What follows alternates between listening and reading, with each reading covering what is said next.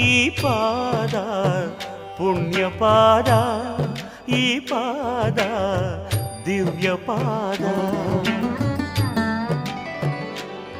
ಮನೆಗೆ ಬಂದು ಹೋದ ಪ್ರಥಮ ಲೋಕಪಾದ, ಮುಗಿಯದೆ ಹೋದ ನನ್ನ ಈ ಕರಬೇಕೆ, ಈ ಕರಬೇಕೆ.